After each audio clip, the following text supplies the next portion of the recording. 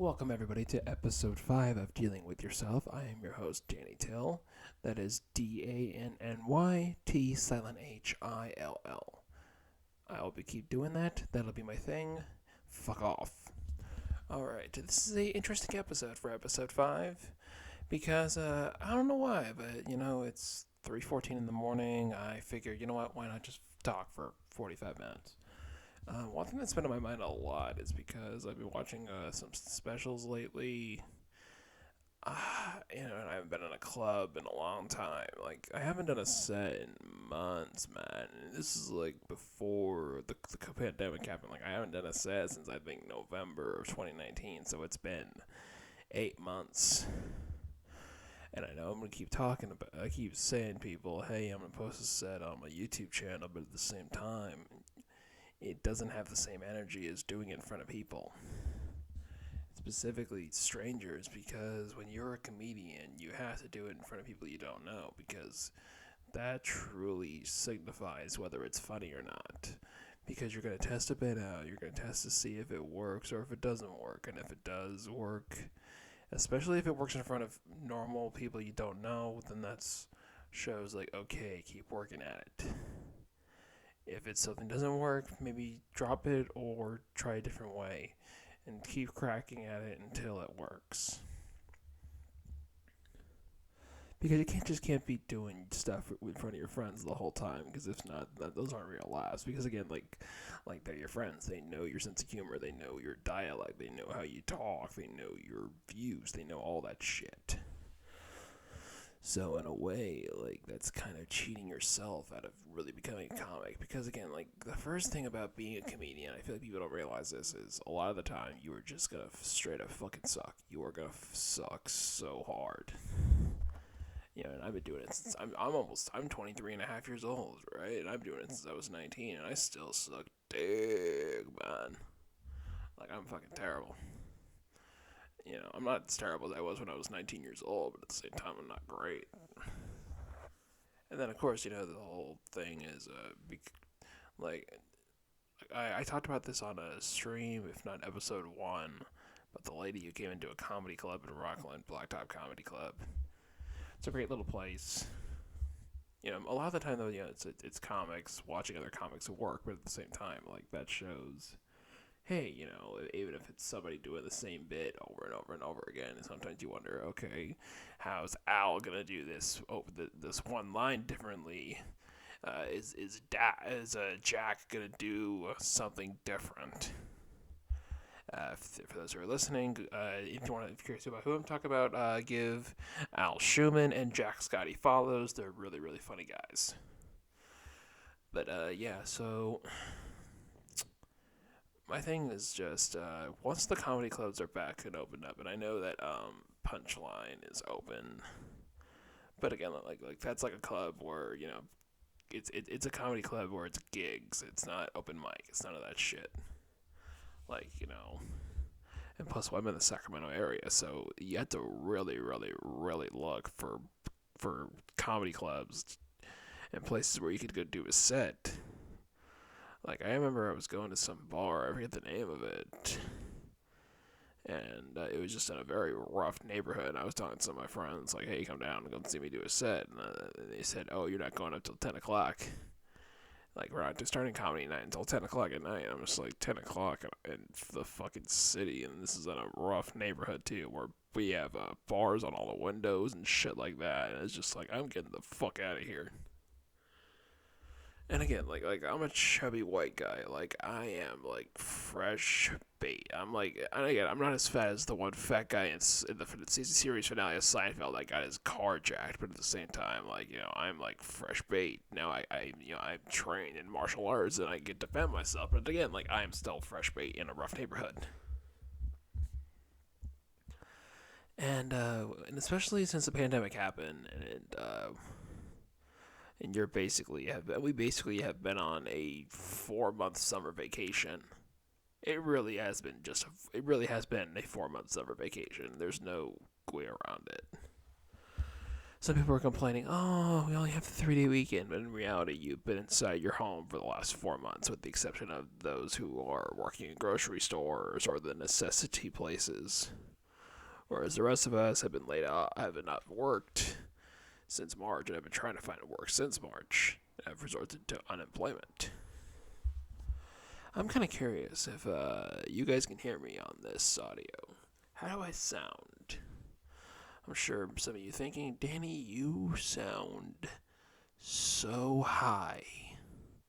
Or a little bit of stony, a little bit of the giggle sticks, the jazz cigarettes. No, I am not. This is just how one sounds when they decided to record an episode of a podcast at 3:20 in the morning now. And once the comedy clubs open up again, I'm definitely going to go back.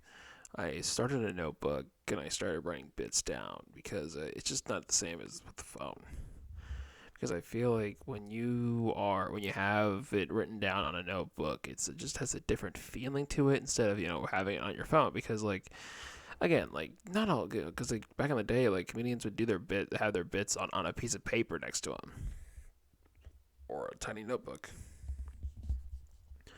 I don't know if Gerard Carmichael still has it, but or still does notebooks. But I know that for a while Gerard is constantly writing in his, and he has it in his pocket. And when he goes on stage, I don't know if he still does it because again, but I know that back in the this was 2014, 2015 when I really started knowing who Gerard was through Neighbors and in his series. He was talking, and I saw his special. And he was talking about how he does stand up and how he writes shit down in his notebook, and he's a lot of the time brings the notebook on stage. Blah blah blah blah.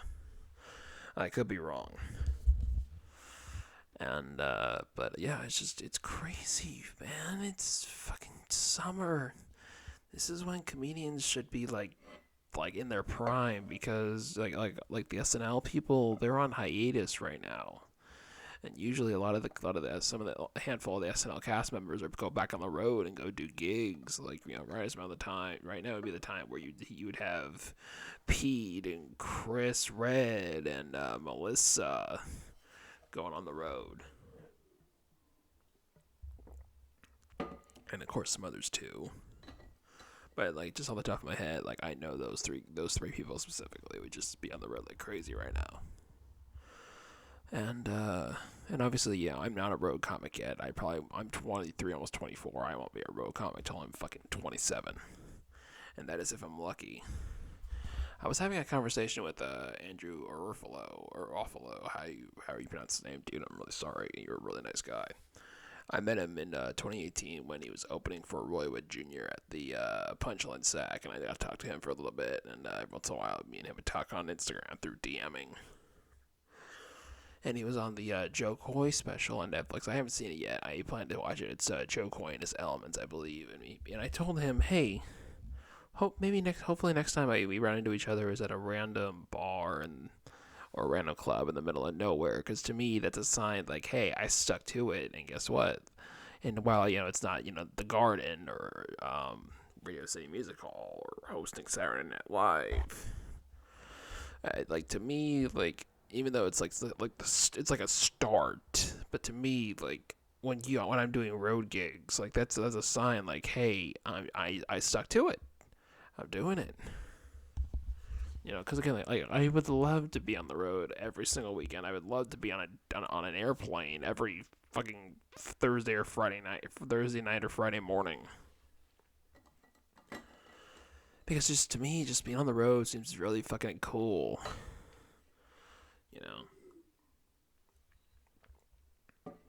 I always had that theory in my head, let's say, because I had some people I know that went to Chico. I always had that thing in my head, hey, what if I book some gigs near at a club or a bar near Chico's Day? A lot of people I know go there to be hey, come see me do a set here. I'll get you guys in. Blah blah blah blah. That'd be a cool thing. But then, it's kind of funny though how it's I think I talked about this in my social media episode, which is last one. But it's crazy though how social media has kind of fucked up comics, specifically Twitter. Twitter has fucked comics in the ass so bad. because of course Kevin Hart lost the Oscars and all this other shit.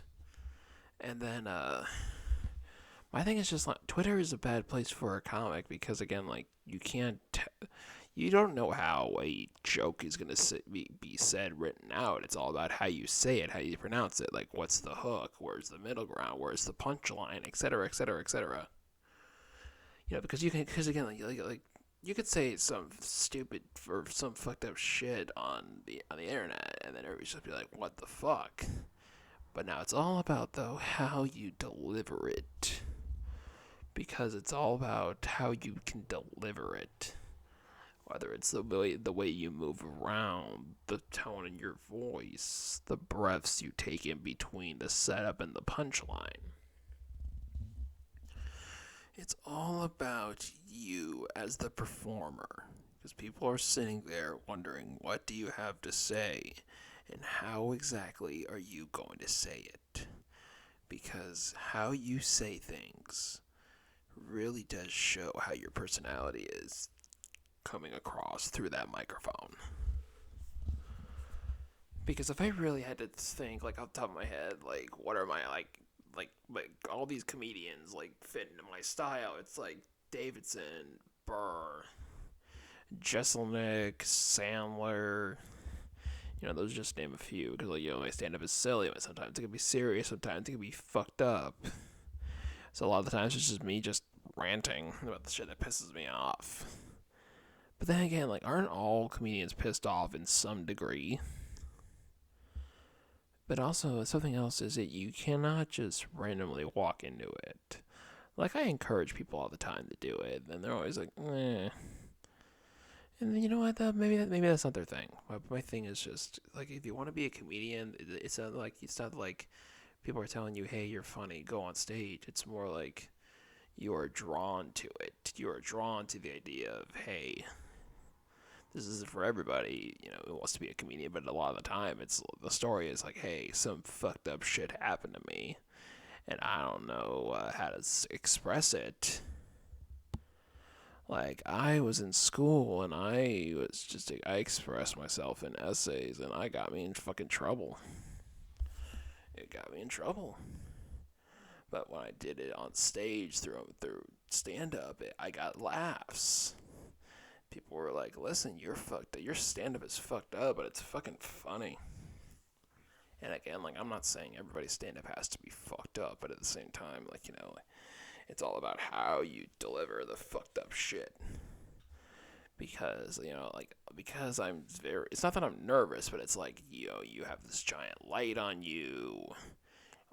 And you can't really see the audience that much. You can't really get a vibe from everybody else. And what's weird though is because like a blacktop, the audience is so close to you.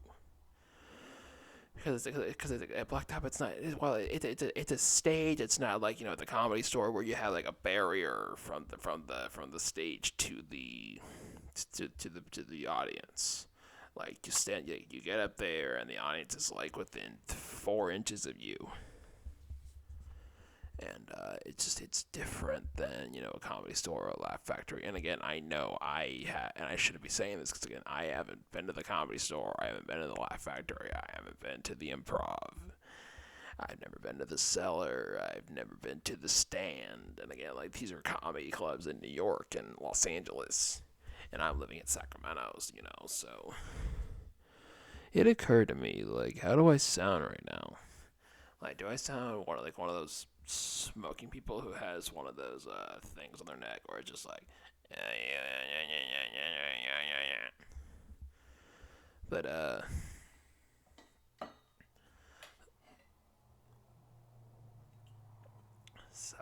sorry, I was taking a swig of water.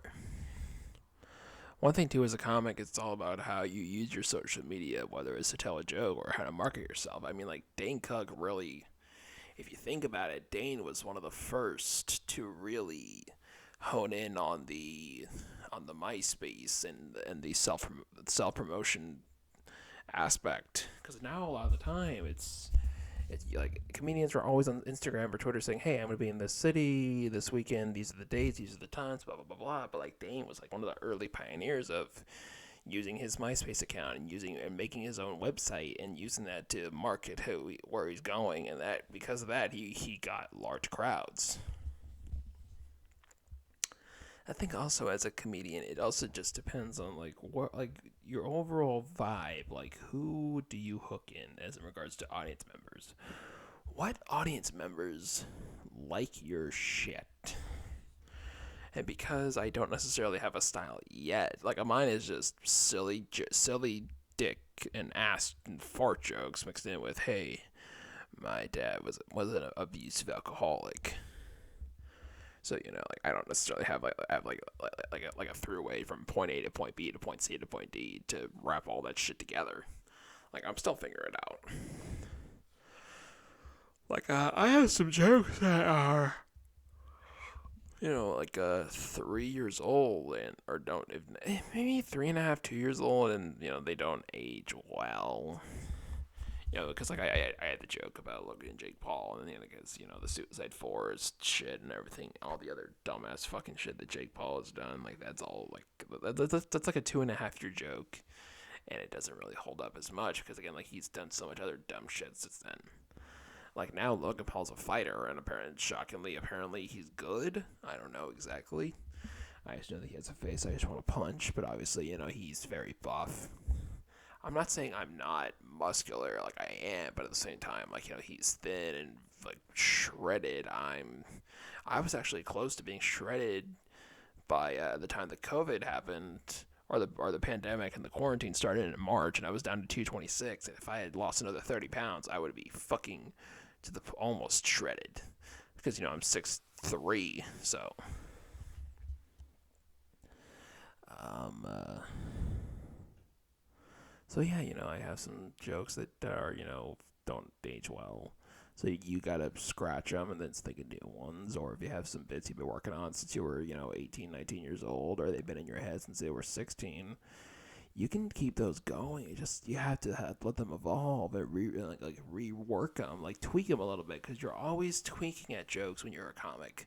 Like Louis Anderson is constantly tinkering with his jokes. Like he had this one where it's talking about how his mom got this dress, and I guess I think the setup was what do you think I got this outfit for? And I guess he would go, and he'd just be like, and he'd just be like, yeah, Louis just be like, yeah, you ruined our lives, and then then he would say, and our mom would go, Louis. Then he said one night at a comedy club, he was doing the bit on stage, and it clicked in his head where he says the bit where he says the setup where it's. My mom says, what do you think I got this outfit for? Then he randomly just said, then Louis just said, on, I don't know, Halloween? And apparently it took him, he did 10 years of doing that joke for that to, click in his brain. Because sometimes, again, like I said this, 30 seconds ago, jokes can evolve over time. Some are you have to throw away, so you have to start new ones, obviously, because the material keeps changing over time, unless you're Seinfeld, who does the same shit over and over and over and over again. Has anybody watched his new special that dropped a couple weeks ago, if not a couple months ago? I haven't watched it yet, so if you have, leave your thoughts in the comment section below. And,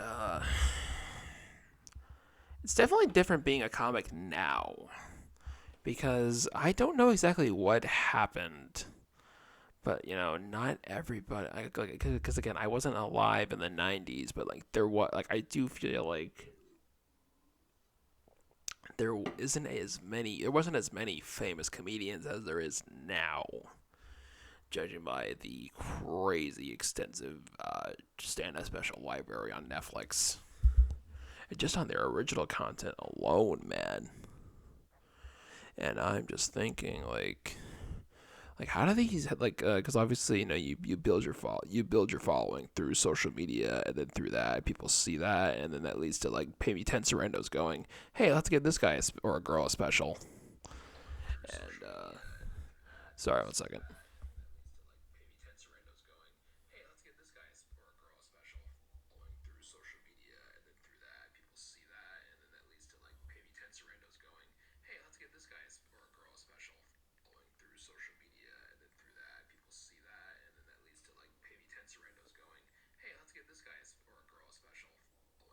social media, and then through that, people see that, and then that leads to like maybe 10 Sarandos going, hey, let's give this guy or girl a special, following through social media, and then through that, people see that.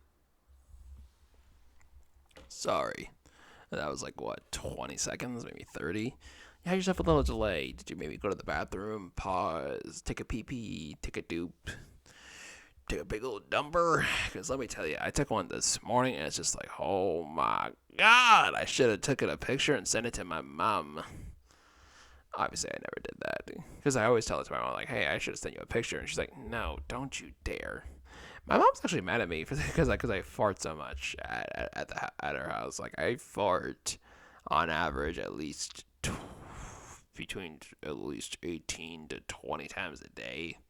And, like, you know, sometimes they're like 3 or 4 within like a minute of each other. And she's always, stop farting, Danny! And I'm just like, hey, listen, you know what? When you were in 2nd grade and you fart next to Alana Santiago and she just goes, yeah, that's gross. And then from then on, you clench your little tiny asshole for all day and all night. And one day, when you are in sophomore year of high school and you are clenching your asshole as hard as you can, and then you start getting excessive diarrhea to the point where you go into the ag mechanics bathroom, and then you are just you have destroyed your fruit of the limbs. You have destroyed the fruit of the limbs, and you trying to flush them, and they don't flush, and you try to put them in the garbage can, and it just like, so you throw them in the fucking toilet, and eventually they go down, and then on top of that, you deal with all that shit, and then on top of that, I call my dad, and it took him an hour to get there to pick me up, and it's just like, god damn it. So you're traumatized forever by an incident like that. And by the way, this is a true story, by the way. I'm not talking out of my ass. This is a true fucking story. But yeah, so like when you go through something like that, like I mean, your mom goes, why are you farting so much? And I was like, well, you know what? Would you rather me fart or clench my asshole into the point where I shit myself? And you know what? Luckily, I haven't shit myself in almost 5 years. That's very good. I can only imagine the females that are listening to this, like, oh god, I know way too much about Danny now. I mean, like, I'm sure I knew a decent amount, but at the same time, it's now just, oh my god. I also feel bad for anybody that's listening to this episode while they're eating food. Maybe some cereal or a nice sandwich. Maybe a little bit of ice cream. Maybe a little fudge brownie ice cream with those little brownie chunks. Imagine you're eating some fudge brownie ice cream and you have those little brownie bites. And you're chewing on a little brownie bite, then you hear the story about my undies, and you are just chewing and chewing to the point where you have to probably spit it out. Now that is fucked up. I don't know about anybody else. Have you ever watched something and you are eating and it just you want to just spit it out? That happened recently, but I legit cannot remember what the hell I was watching. For real, I cannot remember what the hell I was watching. But anyway, back to my whole thing of stand up and why I miss it. Wow, we're only at 24 minutes. Fuck me. So,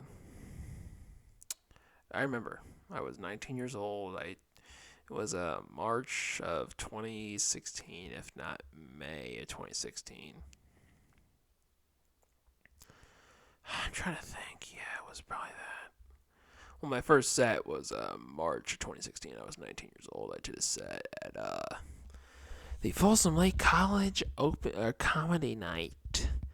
And I thought it was going to be a big deal. A bunch of people would go. And I did this audition where I did like a 30, 40-minute set. I think maybe it was longer, but I just know that I was going forever and ever. And I was sweating because I was just doing a shit improvised out of my ass.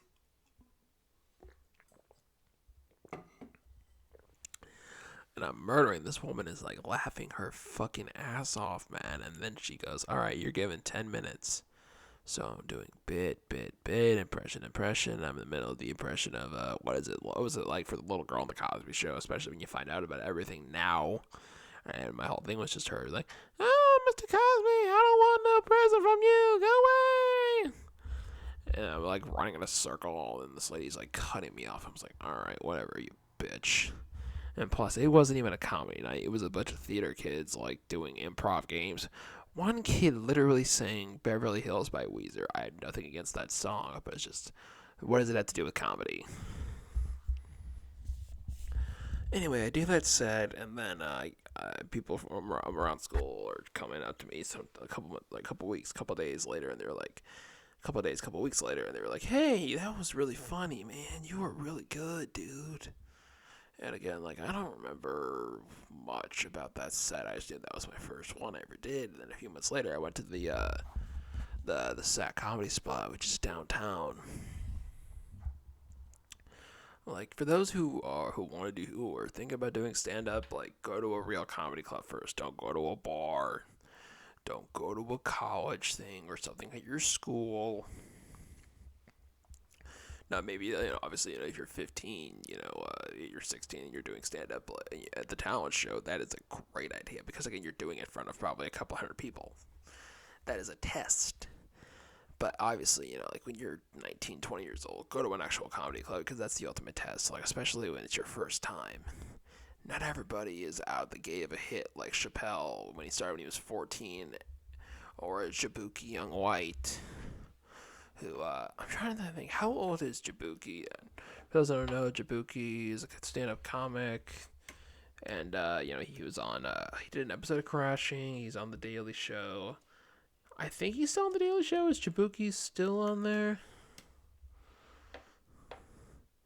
Sorry, Jabuk, I fucked up your name on the, Google search.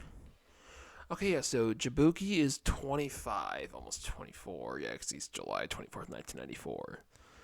But yeah, he's a comic, and he's also a rapper, and he's been a correspondent for The Daily Show since October 2018. But yeah, it's like these people are hitting out right out the gate, and he's in his first stand-up appearance on television was The Tonight Show in 2017. So yeah, I remember that. I think he was like 22, 23. And then he was like Crashing last year in the final season. And then of course like Pete started when he was 16, and he got his first special at 22, I believe. And of course he got hired at SNL when he was 20 years old. But at the same time, like he's been in the game since he was 16, so that was a solid 4 years.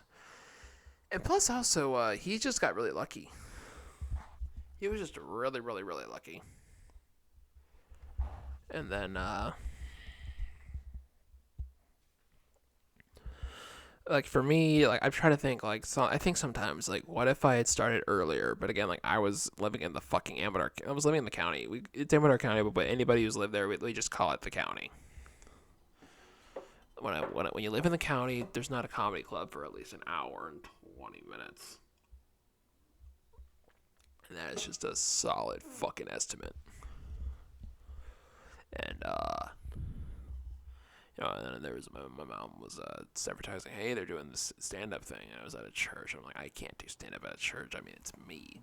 Like every once in a while, I make fun of religion in my bits, or in my act rather. I had some bits. I forget what they were, but it's just me talking about religion, and I don't necessarily agree with it.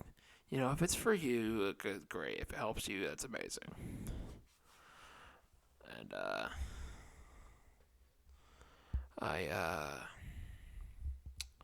I don't remember much about the bit, but I just knew it was a bit of a religion, how it wasn't for me.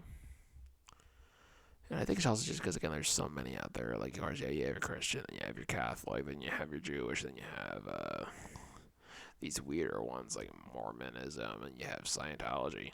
Which is funny enough, because I actually live down the street from a church of Scientology. Am I going anywhere near there? No.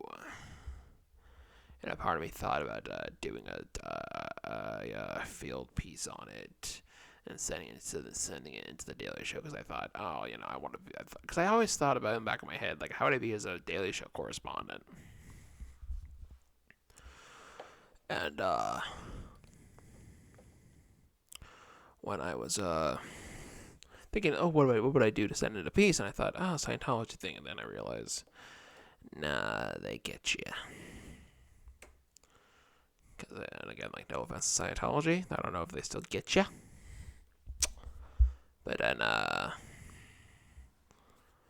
kind of wondering though, what does somebody do to do the Daily Show? How do they submit a piece? Like, I don't know. Like are you recommended? Does somebody like say, hey, submit a tape? Do you I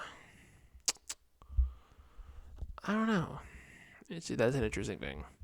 Because I know that usually for Saturday Night Live, it's usually you're recommended, and obviously for some reason I submitted a writing submission I think like 2 years ago, and obviously I didn't hear anything back, and eventually shit's gonna. Like, I'm not saying shit's gonna start happening for me, but I just feel like because I'm doing this, then once stand-up comedy is an actual thing again, I can maybe do that more, and that could lead to other things. And then maybe when I'm doing, maybe if I start doing well, that can lead to maybe in a year and a half, couple of years, maybe even probably actually went fuck it. It's probably be at least 3 or 4 years before I'm on the road. Because again, I'm 23, almost 24. So yeah, I'm trying to think ultimately in my head. It depends on how many sets I do a week. So I'll probably, if I'm 23, 24 now, I'll probably be on the road doing road gigs by at least 27, 28.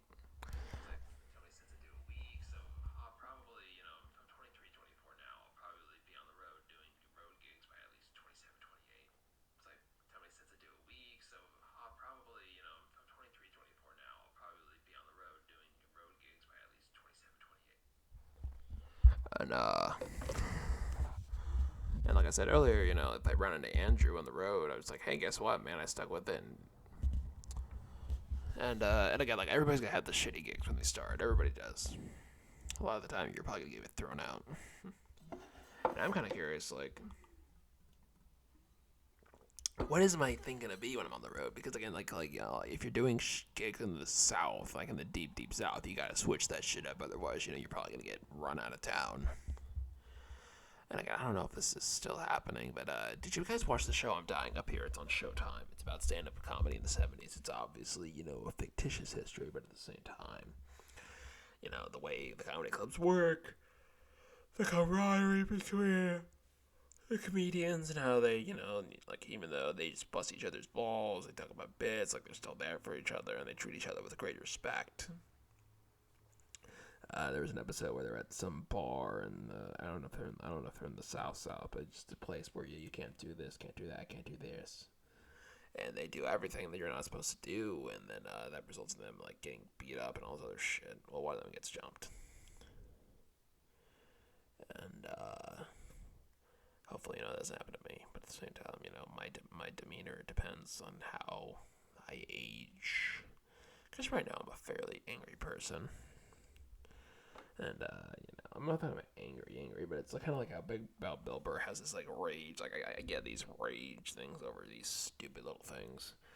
Like, for example, I have no idea why I hate Michael Bublé. I just know that I hate Michael Bublé. Did he do anything to me? No. Do I know if he did anything to me? No, I do not. But at the same time, I just know I don't like his music. Similar to how my sister doesn't like Nicolas Cage. Oh shit, I almost fell. Fuck, because I was leaning back in my chair. That was close. Yeah, because I should say, my sister hates Nicolas Cage. She calls him disgusting. And I guess it's like something with his face. And and again, like I would say, did you do something to you? Like, did you watch National Treasure 2 and just think, ew? Or was it Ghost Rider or Ghost Rider 2? Or was it National Treasure 1? Was it Con Air? was a face off. She won't say. Yeah, she won't say, but she'll just say, I just don't like him. And she always brings up how I don't like Michael Bublé. How it's like I don't like Michael Bublé. I was just like, all right, well, whatever. And shit, we're at the 35-minute mark, folks. I'm probably gonna wrap this up in a second because I'm starting to get tired. I should overall just say, stand-up really has evolved since it began. Obviously, it probably goes all the way back to the Lenny Bruce days, but I mean, like, after, Nixon and the Watergate, like, comedy clubs started to have this boom, and all these raw voices like Carlin and Pryor, Robin Williams, Gary Shandling, Letterman, Andy Kaufman, and then Eddie Murphy, etc., etc., etc. Oh, and also Jim Carrey, for crying out loud. Like, that late 70s, early 80s boom of stand-up comedy truly flourished. And also, I feel like, especially when Carson moved to Los Angeles, moved the Tonight Show to Los Angeles, that's when comedians were just moving to LA so they could get on Carson. And a lot of the time nowadays, like, comedians don't really need to go on to do sets on talk shows. I know that I probably couldn't do it.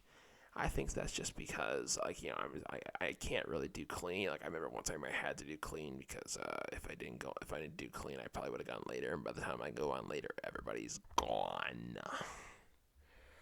I did it. I fucking killed it. But at the same time, it's just like, my act is fucking censored now, and it's just a big old kick to the nutsack of your self-esteem. I'm sorry that I don't want to hear okay, but it's a lot of the time shitty ass music. They told me, hey, you're going up in the middle. When I agreed to go up in the middle, I thought, okay, like 20 minutes from now, not, when everybody's gone, they're putting chairs on the table. They flip the chairs upside down. They put like the seat part on the table. You know what I'm talking about. When they stack chairs at night when they're closing up. And I just have that set where I'm just like, I don't give a fuck. I'm just going up there and angry and just bringing everybody down with me, Because again, I had to listen to all these bands and you're like, hey, we're so-and-so, we're good. Then they play their stupid fucking music. I have nothing against bands, but at the same time, like, open mics for musicians and open mics for comics should not be on the same fucking night. Because this is at a bar in Roseville, and I would go there every once in a while, and then I stopped because I got a fucking shitty job at McDonald's where I had to get up at 4 o'clock in the morning. And, I had to spend 7.5 months dealing with a manager in the morning who was just a real, you-know-what, not a bitch, but she was worse than a bitch. You know what I'm talking about. But she was small. She was like 5 feet tall. She had like the worst resting bitch face on the planet. She had an annoying lisp. And she had dandruff in her hair. She constantly just yelled at everybody. Then every once in a while, she would scream and cry like Jam Brady and throw the headset off her and then just fucking cry like a little bitch. I know, that seems harsh, but at the same time, you didn't have to deal with this person. So anyway, like, after that's gone, after that job's done, I go to the bar, and it's not good, it's gone, but it's just retooled, like the opening, like they just combine them, and in my head I'm just like, what the fuck are you doing? You can't just combine music and stand-up comedy together. They don't match. It's not like everybody's fucking Weird Al Yankovic or Sandler, I just don't understand how people can just combine that shit together. It's not how it works. That's like saying, hey, you'll combine the crowds for Kiss and the crowds for the Bee Gees will all get along. Like that. No, that's not how it fucking works, man. I don't know. They never got it. I don't know if they're still doing that shit. I haven't been there in fucking 3 years, if not 2 years. I don't know. I will say though, the bartender when I usually went, she had a nice rack. I will say that. Oh, and another one time is I had to follow this guy who's a fucking ventriloquist. I've seen him a couple times. I will say this right now. Who the fuck, besides Jeff Dunham, is still doing ventriloquism as an act? This isn't Howdy Doody. And seriously, and this guy's doll was so fucking creepy. It's like Howdy Doody got bath salt shoved up his ass, and then all these porcelain dolls just took a shit in his mouth. Like the doll was so fucking creepy. And again, I'm not saying like all puppets are weird looking, but like because like again, the Muppets are awesome. The Muppets are the fucking beast, man. The Muppets are amazing. I love the Muppets. I'm 23, almost 24 years old, and I own most of the Muppet movies on Blu-ray, for crying out loud. But like ventriloquism, man, nobody besides Jeff Dunham is doing that. And then again, I know there's the girl on America's Got Talent, but I don't know who the fuck she is. I don't watch that show. But I mean, as a stand-up, it's just like, what are you doing? Plus, this guy was like 70 years old, and he's like, and this is Willie, and I think the puppet was like, hi, my name is Willie. It's just like, get the fuck off the stage, man. And also, like, every time I follow the ventriloquist tummy, it fucks with my head. And I remember, like, one time I went up after him, and I just flopped on my ass. I fell, and I bombed hard. Another time, this guy, I followed him, and then my old boss came, a coworker of mine came, and actually, 3 coworkers of mine and an old boss came, and I just fucking ate shit.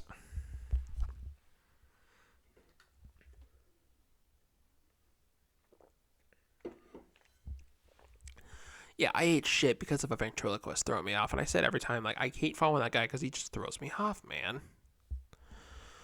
And then,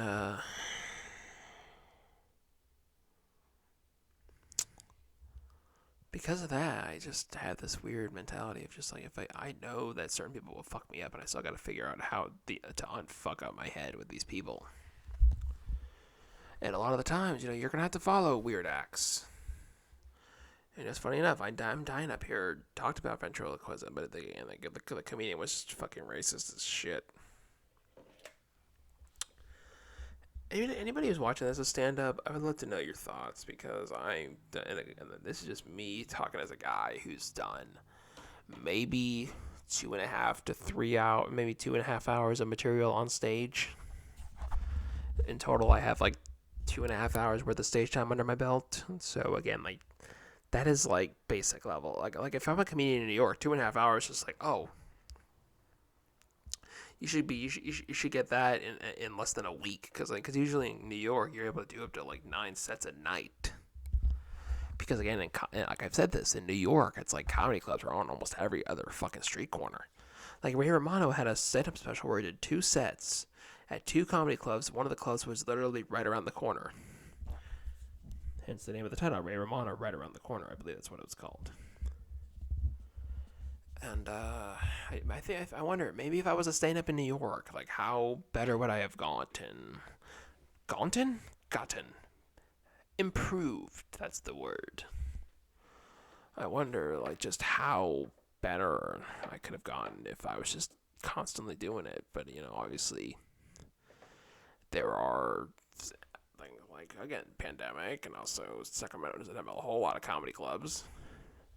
And again, like, there's a lot of bars to do open mics, but at the same time, like, it's not the same, man. It's not the same at all. I feel like there's really a difference between a comedy club and a bar, but again, we're grateful to get stage time anywhere as a comic, because you need more stage time, because you got to test shit out. You got to figure out what works and what doesn't. You got to figure out how to change the bit, how to alter it, blah, blah, blah, blah, I mean, like, and then of course, like, there are comedians who start out, then they hit it big. Usually, a lot of them become a cast member on Saturday Night Live. And there are those, for example, like Rock. I think Rock got it when he was like 25 years old, maybe 24. Because how old is Rock? How old is Chris Rock? I know that he started when I think he was like, I don't know, late teens. Okay, yeah, so Rock is 55. This is 1984 to present. So, yeah, he started when he was like 18, 19 years old. And, he got Saturday Night Live when he was 25. Left when he was 28. So, he was on from 90 to 93. But then, of course, after he left, he just became so much more. He just got so much more bigger, and it was just crazy how more successful he got. Then, of course, he got specifically because his stand-up was so good. Like, Rock truly is one of the best stand-ups of all time. And again, like my mount, like it's really hard to pick my Mount Rushmore of comedians because you have four. Like, who are those four comedians to you? God damn, it's too hard. And again, like I know his like critically, I know people don't like him as much, but for me, Pete is up there. I feel like Sandler's up there, but then like who gets those two spots, man? Anyway, back to my point, because like he got on when he's 25, and then he got fired when he was after 93. And then he started doing special, and then he's on the road, and then and then of course, his HBO special I feel like boomed the biggest at the time was in '99, Bigger and Blacker. I watched that when I was like 6 or 7 when it was on Comedy Central. And then, he started getting movies and all this other stuff. But I just feel like Rock was truly one of those people that come out to get Saturday Night Live, and he said, "Yeah, like getting it is one of my proudest things." But like his career has just boomed so much after leaving Saturday Night Live. Same way with Sandler. Sandler was a stand-up first. Then he got hired at Saturday Night Live, and I think he said he was 23 years old because he was a writer first, and then moved up to cast member. So he was a stand-up. I think he started doing it when he was like 16, 17. I think he said maybe even 15. But I know that he was mid to late teens when he started. And he got fired in '95 because the 20th season of Saturday Night Live is one of the worst. It's critically considered to be one of the worst SNL seasons of all time. It's like season 6, which is the 1980 season, and that would show how bad it was. The only two cast members to move into the next year were Joe Piscopo and Eddie Murphy. And then I believe it's the 10th year, if not the 11th year, whatever year Lauren came back in the middle of the 80s.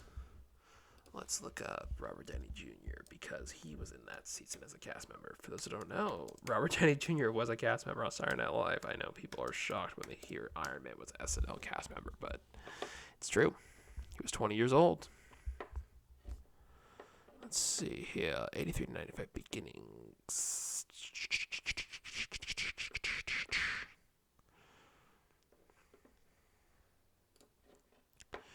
Wikipedia.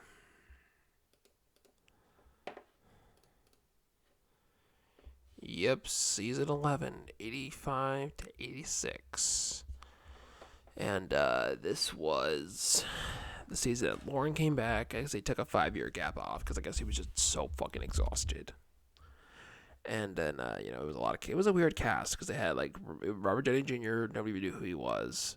Anthony Michael Hall was still the youngest cast member because he got hired at 17 years old.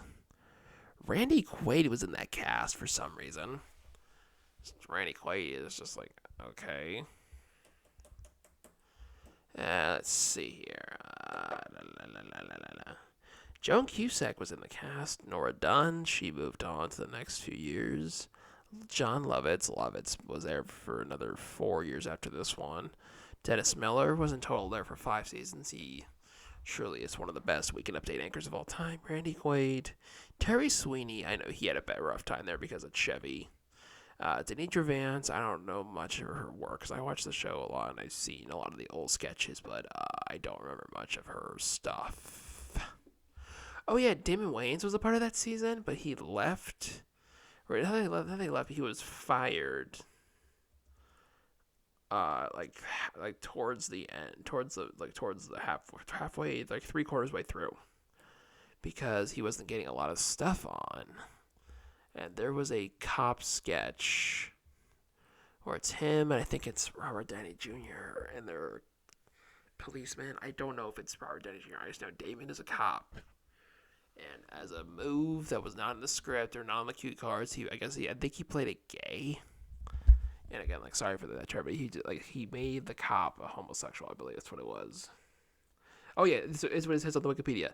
In the Mr. Monopoly sketch, Wayans plays a minor police officer character role as a gay stereotype, which would later result in his firing. Because on SNL, if you don't follow it from where it was written, how it's done, and the cue cards, it's just like you're done. That's the reason why Adrian Brody is banned from ever coming back as a host. I know Martin Lawrence is banned because of stuff he said in his monologue. But anyways, Sandler of course was fired in '95, and then look at his career now. Now he's worth $420 million. Crying out loud, and he still dresses like a homeless person. Granted, if I was I would, I would fucking kind of do that, dress like that too. Maybe that's just because I would try to be an asshole. But then again, I don't think it's an asshole thing to dress casually, super in this case, super casually. But it is what it is. But then and I'm kind of curious, especially after watching King of Staten Island, like, dude, Pete's gonna have an amazing career, and I know that he's in the Suicide Squad. I don't know what he's doing. I can't find out shit about that. I've seen his costume though. His costume's cool. But yeah, I don't know what he's doing in it. But I just know this after watching King of Staten Island and knowing I know him and Colin are gonna do a movie together, produced by Lorne. But it's just his career after the show, whenever that's be, because he said, he'll be there as long as they'll have him. And, and he's tight with Lawrence, so he may be there for another year or two. I just know that, like, because he constantly says, I don't really deserve to be there. He does. It's just because again, like, his thing is that he's him, he's himself. He's not doing characters, it's just himself. And when he's himself, that's where he strives, man. And that's something I gotta figure out when I'm on stage. I gotta figure out, I gotta figure out to just be myself. Like, I can hardly be myself now. I mean, like, I literally just hung up a shower curtain I bought. And you know what the shower curtain is, people? It is a shower curtain of the periodic table. A periodic table of the elements shower curtain. That's right. I got one of those, and it's cool. And I also got toys. I got all this other shit. And I'm trying to figure out, wow. And also, like, I still have not figured. Jeff Ross told me his style always keeps changing. That was a very important thing to hear from him because he's had a career for 30 years. Actually, no, 31 years. Yeah, I think it's 31 years. But, my closing thoughts are this. I miss being at a comedy club. I miss going up there and just trying shit out. I miss the camaraderie of all of us just hanging outside, talking shit, shooting the shit, talking bits we're trying out. One of the best nights as a stand-up was last summer. We were all hanging outside. We smoked a joint. We passed it around. I went up there. I don't remember if I had a solitaire, and I just know that I got laughs throughout. Then a bunch of us met up at the next location. I went up into 10 minutes, and we all just laughed it. I miss that idea of like, hey, I go from one club to the next in one night. And as I get older, I'll be doing that a bunch more. I just know that I really want to stick this through. Because even if my movie career doesn't as turn out as it is, maybe, if my directing career doesn't happen, and, like all this stuff in show business cannot work out, but as long as I am a good stand-up and I'm constantly on the road, then I would be happy. Alright guys, I think we'll end it there. It's a 55-minute episode. It is 4:09 a.m. And when will this go up? Probably, in like 10 hours from now after I edit it. But yeah, listen guys, thank you for listening to episode 5 of Dealing With Yourself. I am your host, Danny Till, DANNYT, silent HILL. Click that like button and subscribe. Leave your comments below. What are your thoughts? Alright guys, thank you very much. Have a good rest of your day and or night, or both.